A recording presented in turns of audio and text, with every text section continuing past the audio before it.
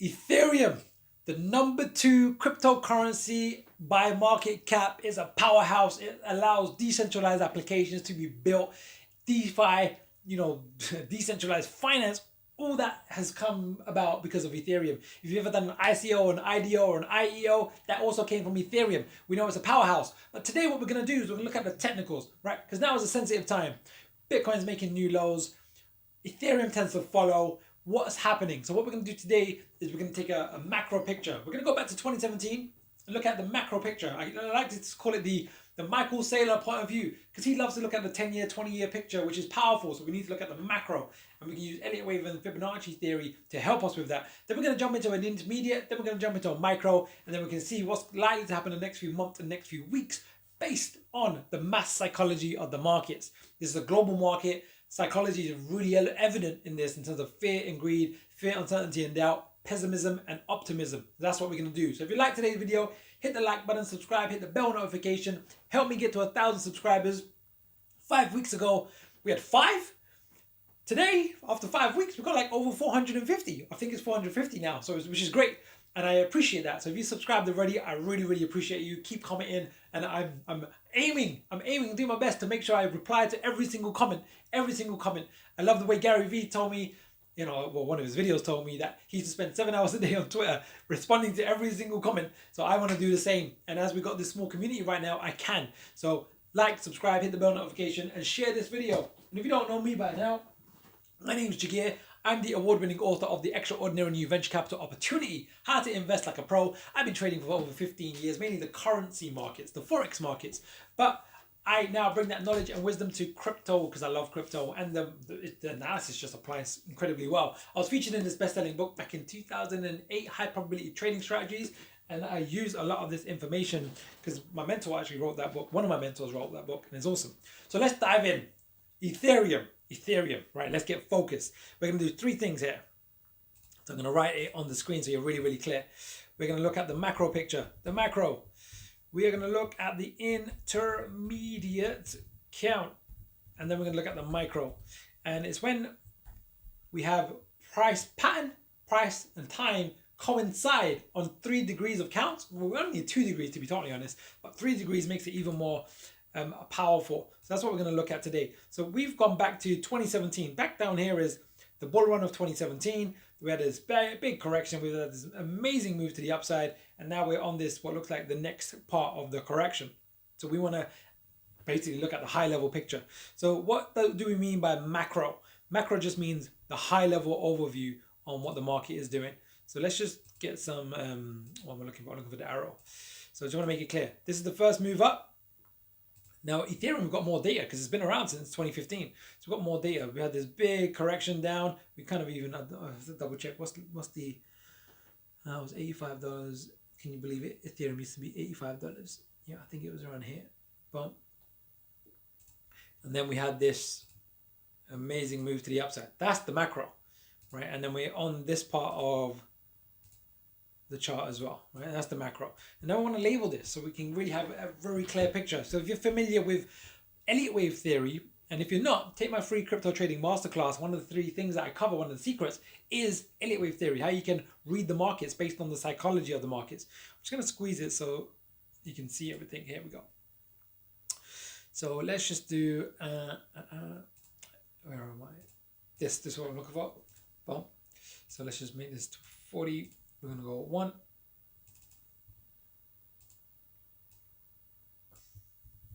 We're on 2.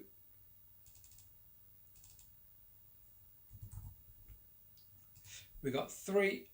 We're going to copy and paste. We got 3 up here. This has become clearer now that we've got new information. And then we look like we're making this wave 4. Right? I'm just going to put it here for now, and we'll get that tighter in a second. Right? So the macro is, it looks like we've done this. This is over a 4-year picture, right? 4-year picture, guys. So it's a real macro picture. Michael Saylor viewpoint, right? Big picture. He's a visionary. I love that guy.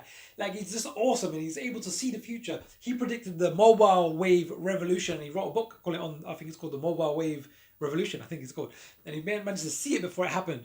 And he's seeing what's likely to happen with Bitcoin before it happens. He's a visionary, really great visionary. The longest standing CEO on the NASDAQ stock exchange, as far as I'm aware. Since 94, 98, I think they listed, and he's been 20, 30 years CEO. Amazing guy.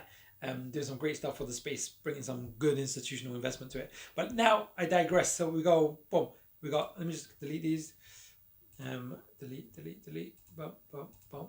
So we got macro picture. We're clear. We're saying we're on a wave 4. Yeah, with me? Make sense? Wave 4. This is the macro picture. Cool. Then we want to go into the intermediate. Is there an intermediate count in between? You know, so intermediate just means waves within the waves, but on the one degree down, 1 degree down.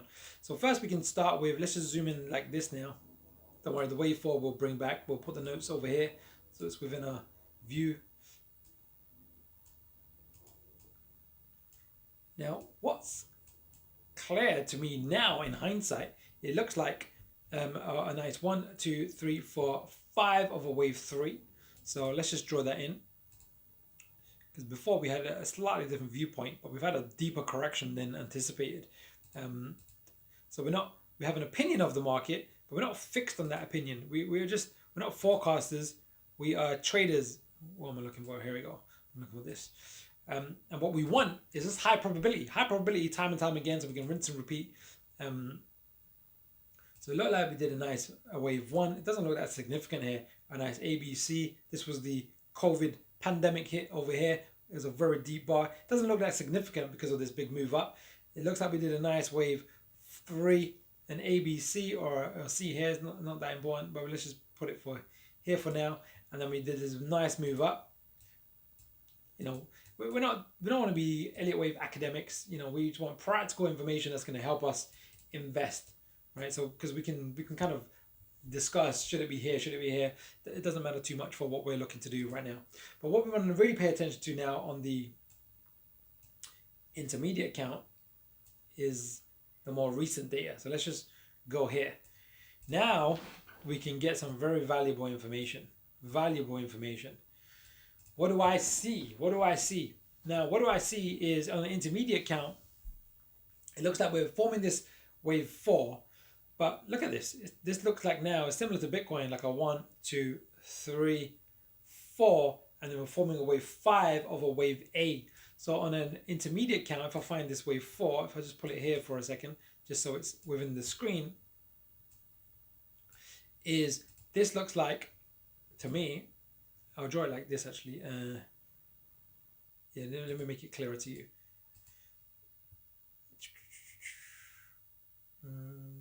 There we go. Here we go. That's what I'm looking for. Looks like normally I would have said this was a wave A down here, but because we had a move up, which was bigger than any previous move, but because we made a new low, actually the wave A is probably going to be down here somewhere. Then we should anticipate a wave B, because we always have 3 legs to a 4-wave correction at minimum, and then a wave C. But from an intermediate standpoint, this is where we're at. We're at this point over here. I want to make it clear. We're at this point over here on the intermediate count. So now what we write here is we're on a wave, what looks like to be a wave A of, we do colon, of a wave 4. Right? That's the opinion of the market right now, just based on the data and the information. That's just what we got to go by. Whether we like it or not, whether we're, it just is what it is. So then what do? All right, now we go to the micro. In this particular case, we have a pretty clean micro count as well, even on the daily chart. What I see on the micro is 1 degree down. Does this wave A over here break down into a lesser degree? Well, what I'm seeing is a nice wave 1, 2, what looks like a 3, looks like an ABC of a 4, and then a final, we're looking like we're making a wave 5 of some sort here. Let's just make this micro bang, so it's smaller than the A. Yeah, it's nice and clean. And we can get rid of this box now. That was just for illustrative purposes. So what should we do next? I hear you ask. Well, let's just make the note so we're really clear. Because if we leave it for a few days before we come back to Ethereum, we have the notes clearly on the chart, so we don't have to do the whole analysis again. We're on a wave, what looks like to be a wave 5 of a wave A of a wave 4. So we've got a really clear opinion of the market now. So let's just clarify this. because if I've done that quite fast deliberately. But what we're saying is we're on a wave 4, which is this whole move down is a wave 4. Then we're saying intermediate count, it looks like we've finished or coming towards an end of a wave A of a wave 4. Hence it says a wave A of a wave 4. Colon represents, like if you're reading it in words, is of. Colon means of. Wave A of a wave 4. So it's very easy and clean for us to write.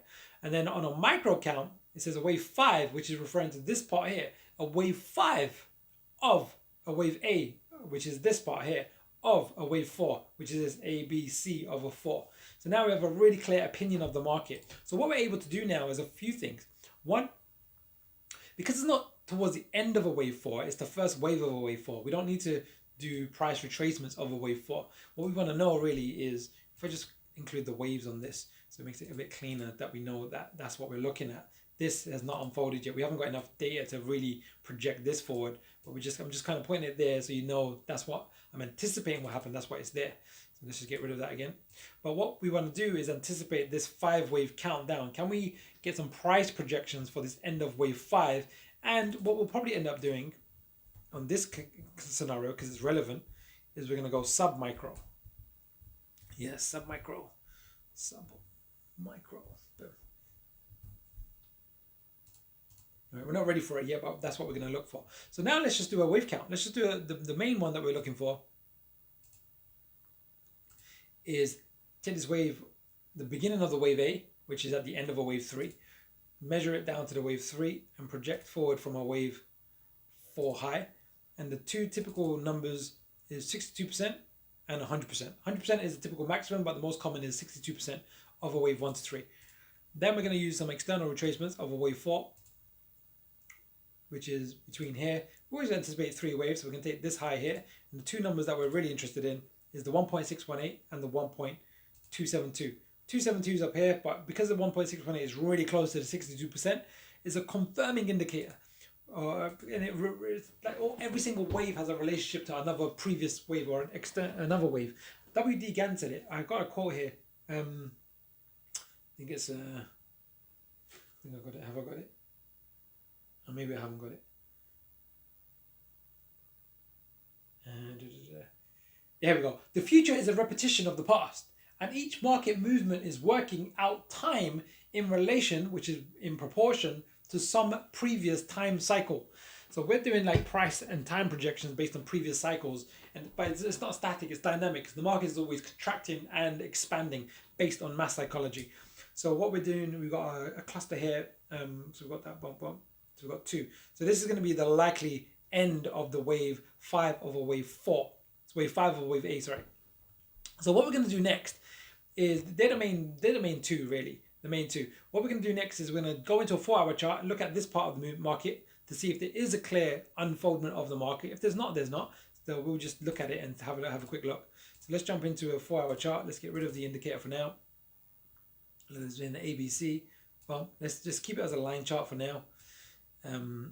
Just so we get consistent, so we don't have to get used to candlesticks. What do you see? Well, what I see is this looks like a wave 1 and a 2, and then the typical wave 3 is 1.618. So let's just measure that. Let's just go here to here to here, and let's just project forward 1.618 to 2.618, which is the typical maximum. So we can see where wave 3 would normally end is 1.618. So we go 1, 2. It looks like a wave, more like a wave 3 here, right? So that just helps me. Say wave 3 and then a wave 4, and then we're on this final wave 5, and it's really extended quite low. But let's just now put that on the chart. We've got a wave, what looks like a 1, an A, B, C, even though this is slightly lower than that one, but we've got a higher high here. This is an irregular correction. Boom.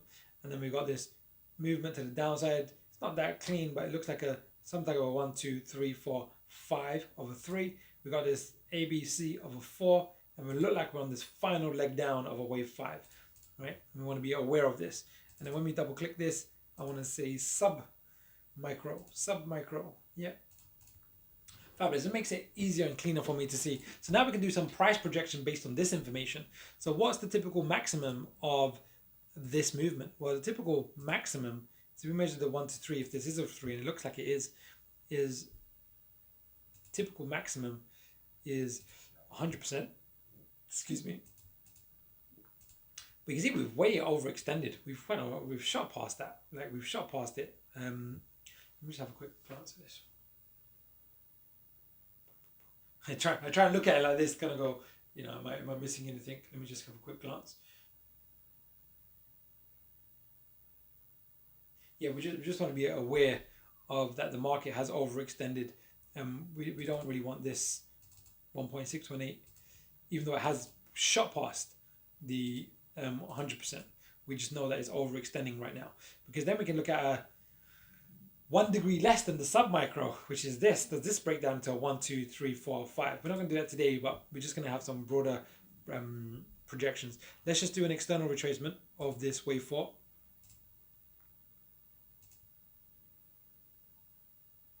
And again, you can tell it's overextended past this as well, which is, but it's gone past here as well. So we've got this zone over here.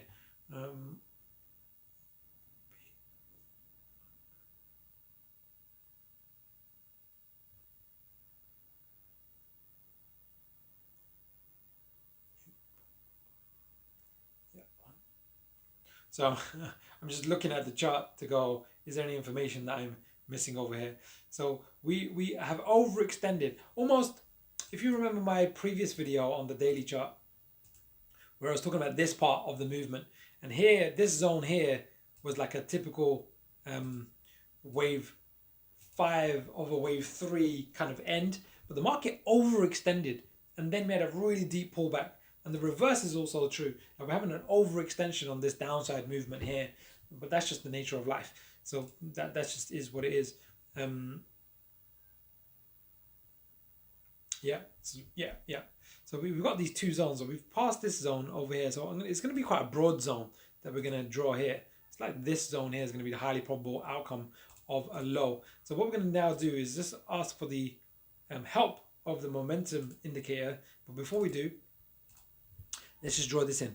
It's a wave 5 of a wave 5 of a wave 8 of a wave 4, right? That's what we're looking at now, the sub-degree count that we did. We don't normally go sub-micro unless we need to, and if it provides valuable information, in this case it does. This just tells us we've overextended on the downside potentially, but we should be close to an end. But now we can use the momentum indicators to help us. So let's just start with the weekly. Right, weekly, let's just pull up the two indicators, the fast and the slow. Let's just see which one marries up best with these lows. It's going to be the fast. So we're going to stick with the 8, which is this one. So where is the 8 right now? Well, it's deeply oversold. So it says on a weekly chart, the downside should be limited on a weekly chart. So the downside for a wave, what looks like to be a wave 8 over wave 4. So we want to be aware of that. The downside should be limited. We should see a reversal at some point soon. But then on the daily chart, let's do the same again. Let's just bring up both indicators. And let's just see which ones marry up the best to these bigger swing lows, these lows over here. Yeah.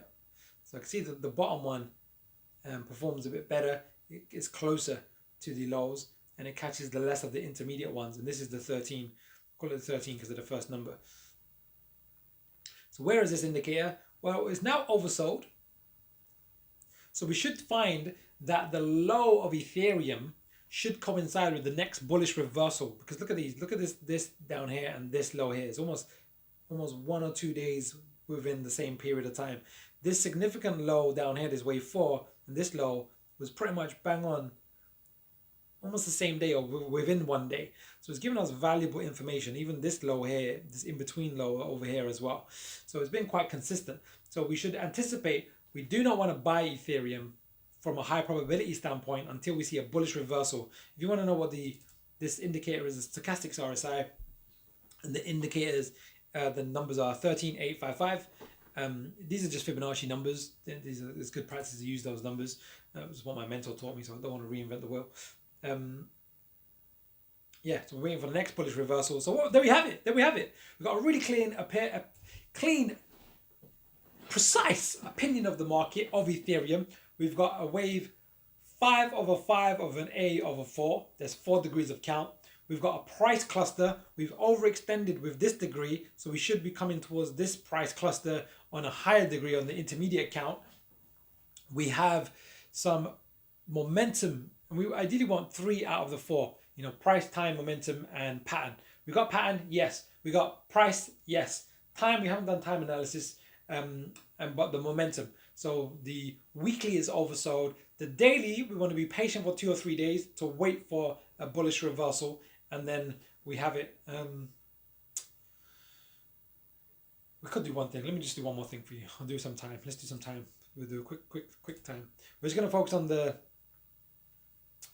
going to do a quick, I normally do it in much more detail, but we're going to do a quick low to low to low to low, and then project those forward to find the next low to low. So let's just start with, this is the obvious one, here to here, right? Let's just start, let me go from here. Low to low, projected from this low. But what we want is the 100, which is, we just want to marry it up. For now, we're just going to keep it very, very simple. Then we're going to go low to low, projected forward, the low, and then we're going to go low. Now, you know, there's no obvious lows here until here, unless we count this one here, which I'm going to, and we project it forward. And then lastly, this low to this low, projected forward. Right, so you can see that it's not that far forward, so that one's an outlier. But we've got a cluster of these other ones to say we're at or near a low of a market. Now, is this low significant on the left degree? Well, it is, and we can do the same again. So we've got a bit of time analysis. We can go into a bit more detail if we wanted to, but for today, I'm just going to focus on, we've got momentum, pattern, price, and we've gone further than the typical low to low. We'll do one more. Let's just change the color. We'll do a high to low. Let's just focus on from this point. This high to this low, projected forward from this obvious high over here. We've got to make a decision between this high and this high. I'm going to do it from this one. You'll see why in a second. I'm just going to change the color. Just going to change the color so you can see the difference. Let's just do, we'll choose red for now. Choose red for now, just so we know there's 2 very distinct. And then we're going to go this high to this low, projected from this high. And then we'll do one more, which is this high to this low, projected from here. So now we have this zone, right? This time and price zone. We've already exceeded these ones over here, so these are not that relevant. So we can even get rid of them. These are not as relevant now because they're in the past. Whereas these 2 are in the future. So the maximum time we should see the end of the correction is around the 27th of June. This is just a loose time retracement, time projection, should I say. But we've got enough information to say, you know, when we get this next bullish reversal, there's a highly probable chance that we'll see the end of the wave 5 or wave A. What we should anticipate next is a wave B. And this will typically be an A, B, C for a B. There you have it. That was a detailed video on the opinion on Ethereum. We got pattern, price, some time, and momentum in our favor. So now you've got an opinion on the market to make your objective decisions. You know, should you buy, should you sell, should you buy more and then stake it and take a mortgage against your Ethereum and then use that on the decentralized exchanges and buy some more coins, or something you can do. Something you can do. If you would like me to cover more of that, you know, it's a bit more high level on the decentralized finance, DeFi, but you know, that's possible to do because if you've got really strong optimism with Ethereum long term. But again, if we're looking at this, it might make an A, B, and then after a B, it might make likely to be a C for our end of a wave 4. I'm going to be aware of that as well. Like, subscribe, hit the bell notifications, share this video, help me out. I want to get to 1,000 subscribers. I want to help you more. YouTube gives me more features and more quirky things that we can do, and I want to move to live streams when we get to 1,000 subscribers, because then YouTube lets me do some quirky stuff, but I can't do it until I get to 1,000. Right, we're going to read another quote from The Richest Man in Babylon. This is a book I bought when I was around over 10 years ago. It's around 10 years ago. This quote is some wisdom in this book. Old school book. The quote today is, or the lesson is, where there is determination, or it's actually where the determination is, the way can be found. Where the determination is the way can be found. Determination. There you go. Where there's a will, there's a way. So stay focused. Whether you're making money, losing money, if you're early, if you're experienced, knowing that it's all part of the journey of learning, improving. You know, beneath every mountain of success, beneath every success is a mountain of necessary failure and learning. And that's going to be a really, really important part of just your whole journey. So there you have it. Ethereum, help me out, subscribe, help me get to 1,000. And then I want to move to doing live streams or some live streams so I can answer your questions live. That would be quite cool, right? So I can do a live analysis whilst you ask me. So rather than going from comments and then there's been this lag, we can just do it live. See you soon.